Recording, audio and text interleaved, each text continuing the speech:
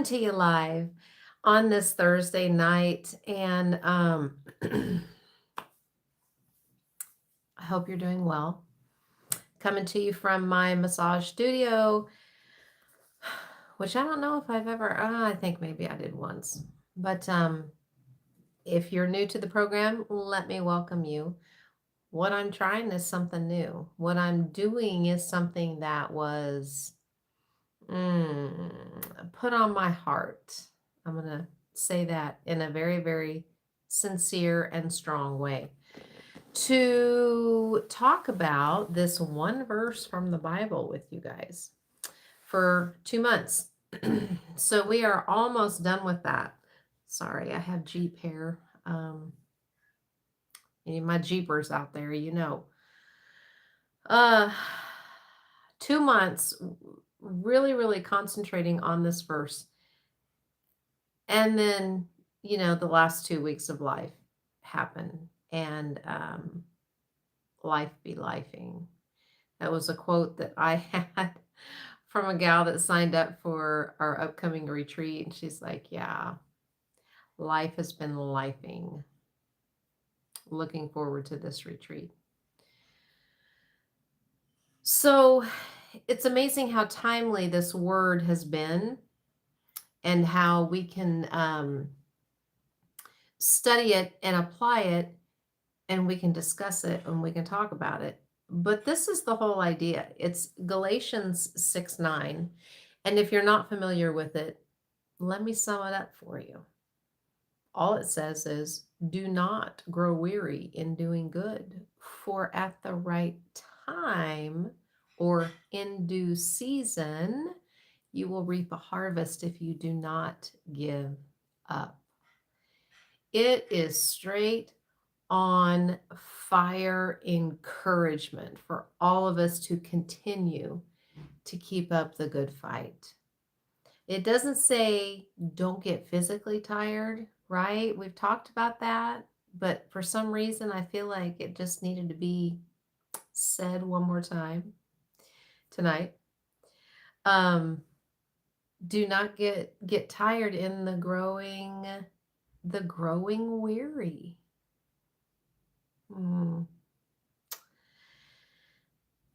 And that is a difficult thing to do because we've talked about, we've talked about how easy it is to grow physically tired. Okay. So I don't know what's going on in your guys' lives if you are kind of feeling that physical pull, that physical tiredness or weightiness. I just want to encourage you. Well, let me just share some ways that might be helpful to you to combat that tiredness, which we've talked about before. So you can always go and catch my lives from before. But we talked about things like surrounding yourself with positiveness, surrounding yourself with goodness. And I'm not sure what that looks like for you. I know for me, though, there are groups and people and places that drain me. And then there's those that build me up. There's those that make me a better person. Okay. Hang around with the ones that make you better. Hang around with the ones that will tell you truth wrapped in love, but will not be afraid to give you that talk, will not be afraid to share their experiences with you for fear of, offending or looking silly or whatever. That's a beautiful gift. So that's one way that you can safeguard against being tired. Another is if you get your eyes off the goal. If you get your eyes off the prize, it's easy to get tired, right?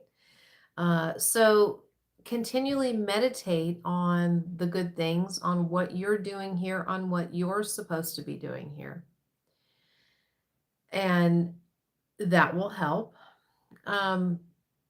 Another one is just worshiping and praising God.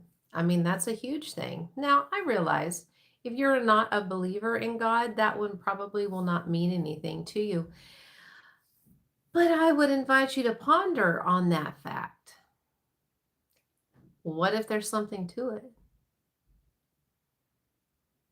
What if praising the very one that we also serve has a lifting effect for us? What if it's all part of that cycle? Hmm, I don't know. That's why I said it is an invitation.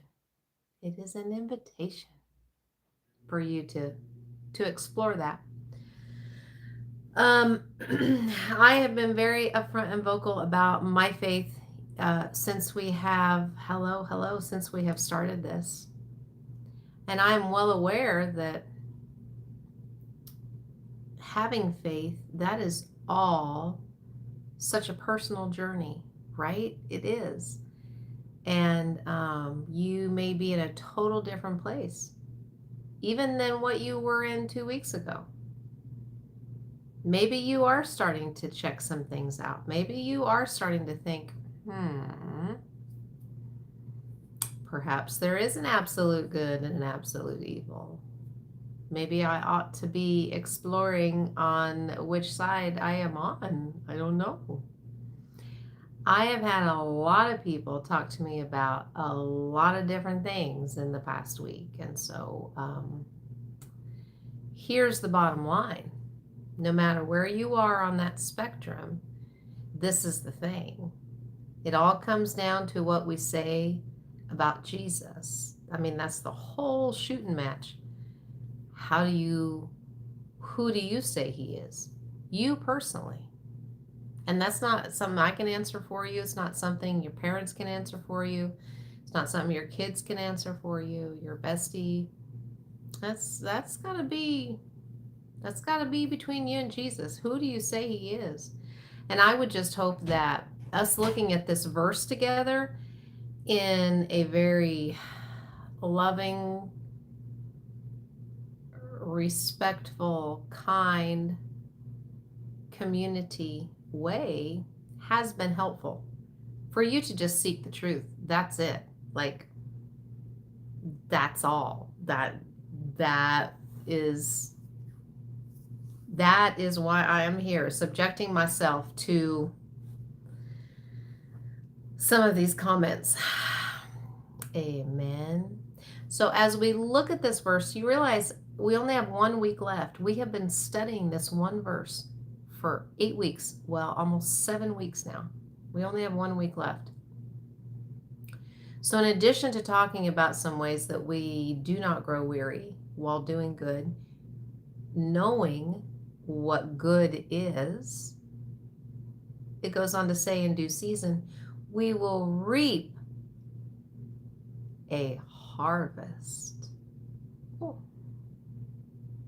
if we don't give up. I wondered about that.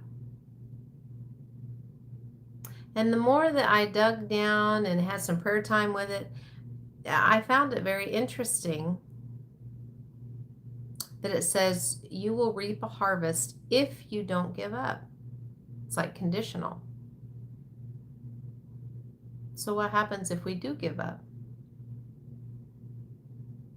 Now, I'm not going to throw you guys under the bus, because I'm sure you have handled things much better in your life than how I have handled things in mine. But there were definitely times that I gave up. There were definitely times that I gave up and said, I cannot do this. But even in those times, here's the wild thing. I mean, maybe I didn't get to see the full manifestation of God's blessing in that season, but he didn't take it away. He didn't ever leave me. He didn't ever say, sorry about your luck. That's the thing, is that we're promised that he never leaves us and he never forsakes us. So It's an interesting thing coming up that we're going to look at next week, that the very, very last part of the verse says, you will reap a harvest. Some say you will reap a harvest of blessings if you don't give up. So he begins the verse, the Apostle Paul begins the verse by saying, don't get tired. And then he gives us good stuff in the middle, talking about the time, talking about instruction, and then he ends it, the other part of the sandwich there, he ends it with, if you don't give up. I love how the main theme of this one little verse then is to keep going, is to keep doing the good. And if you get tired, there's no shame in that. There's no shame in getting tired. What the great thing is going to be, if you start building that confidence and that authority, that it's okay if you get tired. It's okay if people don't get it. It's okay if you feel like you're kind of flopping around out there on your own, because you're not. You never are. You never are alone. If you're walking with Jesus, that is meant to be a relationship 24/7. There is no off switch on that. And that can be a source of comfort. That can be, should be, can be. I pray that it is a source of comfort for you. Now, obviously, this is predicated on the fact of, what your answer is to that question of how you see Jesus. And if you have a personal relationship with him, fantastic. Hey, here's the thing. You don't even have to let all of us know that. It can stay very personal. When it's supposed to go public, you'll know. Things like baptisms, or things like giving your testimony, or things like helping somebody else get free from their darkness, all of that stuff, you'll know when it's time. But for the purposes of this study, for the purposes of this one verse, and for the purposes of hanging out together for one more week and one more day, you are perfectly allowed to just be mulling all this goodness over within yourself.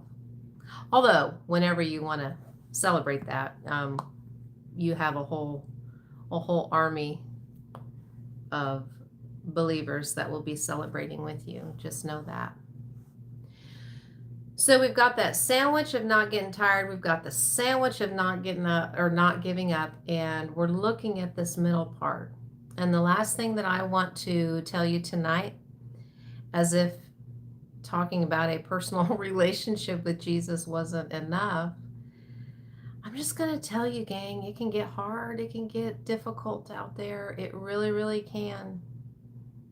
And you are not a weaker individual for trying to come to grips with that. Don't give up even seeking the truth out of that. Like, don't get tired of that. That is part of the good, is seeking the truth. Don't give up. Don't just think that it's always going to be that way for you. If you've got questions, there's a reason that you're asking these things. And I'm just going to believe that you're going to lean in and you're going to have such clarity and such joy and such freedom when that truth actually is able to be fully welcomed by you. Okay, I don't know who that was to, but all I know is this is a new thing for me, and I cannot say thank you enough from the bottom of my heart for everybody who has subscribed and liked. You know that we have 124 subscribers. That is amazing to me. And it makes me very grateful and very thankful for each and every one of you. So with that in mind, you just go keep asking those questions. Oh, hello. My special viewer, Miss Lily. I love you. Go back and look at some of the things that we said tonight. But we're working through it. We only have one more week together. Like I said, hit like and subscribe. Let's see if maybe we can go ahead and just hit 200 by the end of next week. Why not? Let's see what we can do. We'll see. You guys take care. Be blessed to be a blessing. And for the goodness of sakes, would y'all just go out and be kind to each other? Would you just do that? And we'll see you here tomorrow before we take a break for the weekend for our final week of Galatians 6:9, not growing weary in doing the good. Thanks a lot. Bye-bye.